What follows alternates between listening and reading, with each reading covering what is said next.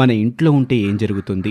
దీని వెనక ఉన్నటువంటి ఆయుర్వేద గుణాలేంటి? మన ఆరోగ్యాన్ని శంకుపుష్పం ఏ విధంగా మెరుగుపరుస్తుంది?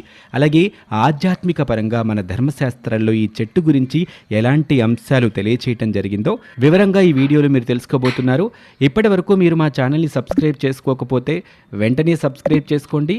సబ్స్క్రిప్షన్తో పాటు ఆ పక్కనే ఉన్నటువంటి బెల్ ఐకాన్ని క్లిక్ చేయటం వల్ల మేము అప్లోడ్ చేసే ప్రతి వీడియో కూడా మీకు నోటిఫికేషన్ రూపంలో వస్తుంది. ఏమాత్రం ఆలస్యం చేయకుండా వీడియోలోకి వెళ్దాం. ఈ శంఖపుష్పం పుష్పించే మొక్కల్లో ఫ్యాబిసీ కుటుంబానికి చెందిన తీగజాతి మొక్కే ఇది. వీటిని సంస్కృతంలో గిరికర్ణిక అంటారు. విష్ణుక్రాంత వృక్షానికి చెందిందే ఈ శంఖుపుష్ప చెట్టు. వినాయక చవితి రోజున చేసుకునే వరసిద్ధి వినాయక ఏకవింశతి పత్రి పూజా కార్యక్రమంలో కూడా ఈ ఆకు పదవదిగా ఉపయోగిస్తూ ఉంటారు.